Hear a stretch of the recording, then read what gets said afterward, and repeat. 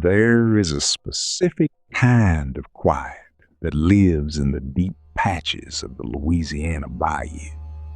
It's a heat so heavy it feels like a physical weight pressing down on the secrets buried beneath the Spanish moss. To outsiders, the swamp looks like a chaotic wasteland of mud and water. But to those who map it, it is a living, shifting puzzle. In the sweltering August of 1984, a young man walked into the green dark of Mara Creek with a surveyor's transit, a heavy brass compass, and a leather-bound notebook. He was a man who lived by coordinates and cold, hard facts. But the swamp doesn't care about logic. Julian 14th, 1984. State troopers spotted Julian Vance's Ford pickup truck abandoned on the shoulder of Route 27. The scene they encountered was immediately troubling. The keys were still hanging in the ignition, dangling limply. On the bench seat sat his lunchbox, untouched, the ice inside long since melted into a puddle of lukewarm water. It looked as though he had simply stepped out for a moment and vanished into thin air.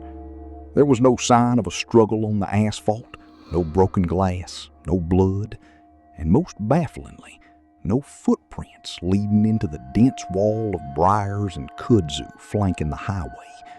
It was as if the edge of the woods had swallowed them whole. Julian Vance wasn't a man to get lost.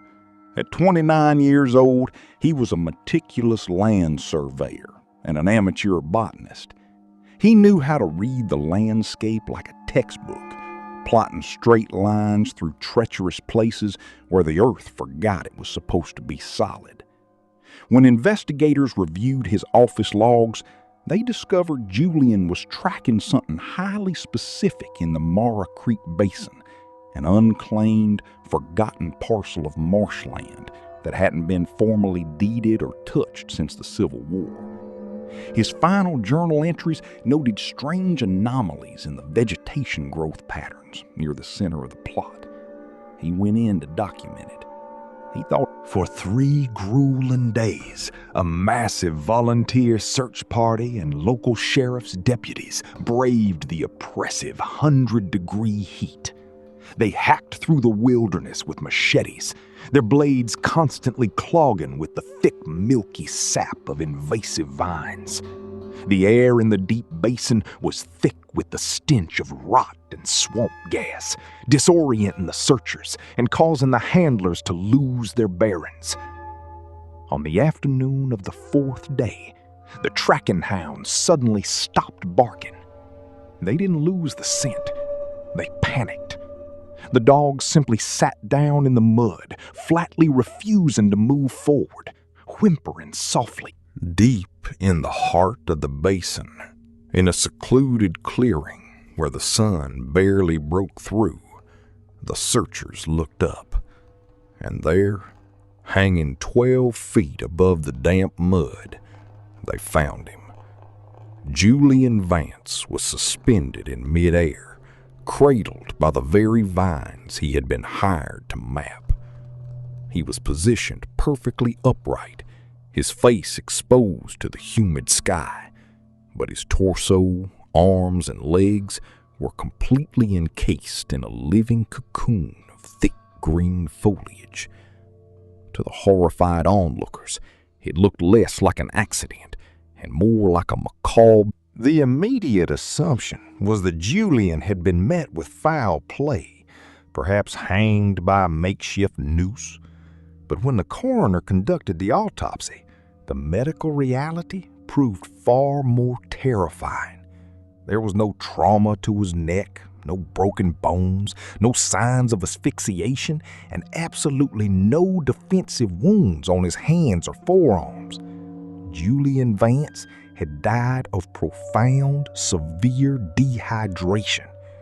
The medical timeline suggested he had been held perfectly, rigidly still in midair for days.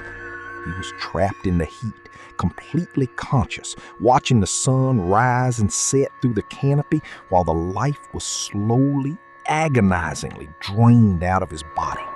When investigators carefully cut the body down from the canopy, the true nightmare of case 014 revealed itself. The kudzu hadn't just grown around Julian over the course of a few days. The vines had been actively, intentionally manipulated. As botanical experts and veteran woodsmen examined the structure, they realized the living plant tendrils were tied into flawless, highly complex and symmetrical square knots and traditional nautical hitches.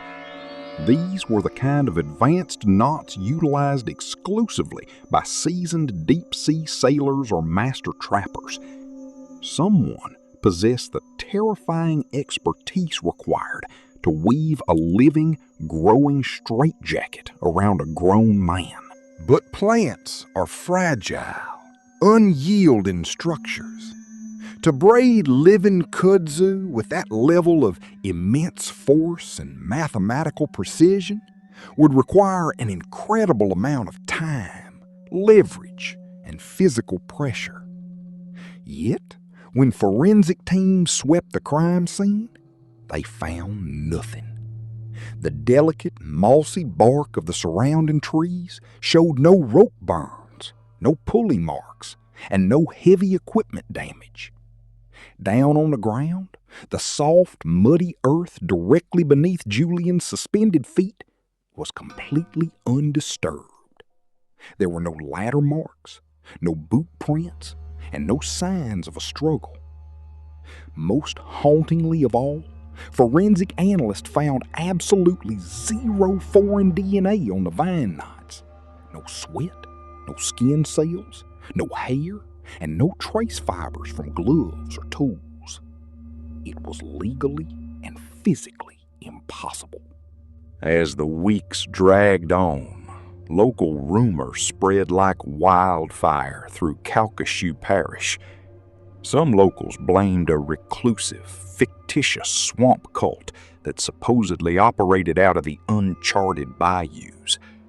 Others whispered about a brilliant, deeply psychotic hermit who lived in the hollows, treating the entire forest like a giant, macabre marionette theater, pulling strings from the shadows. But the sheriff's department came up completely empty-handed. They could never answer the fundamental question: how could a single human being hoist a conscious 180-pound man 12 feet into a fragile canopy without breaking a single surrounding branch or leaving a single footprint behind?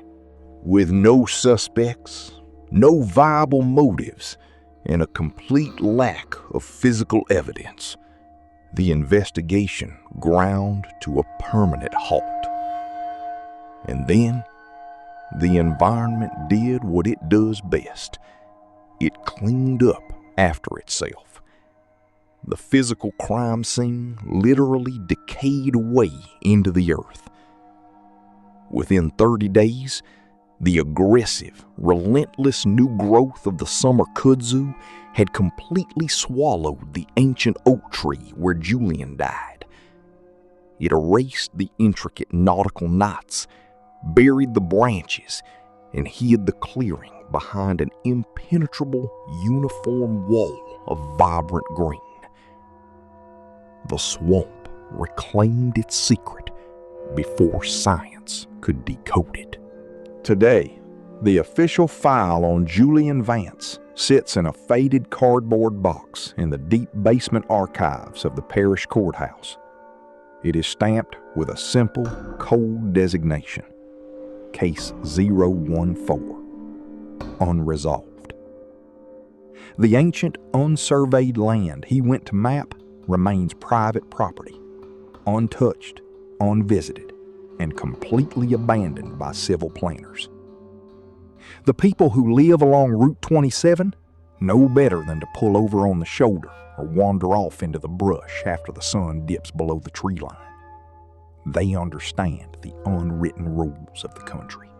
Because out there, in the humid, midnight dark of Calcasieu Parish, the vines are always growing, reaching, and climbing. And someone or something still knows exactly how to tie them.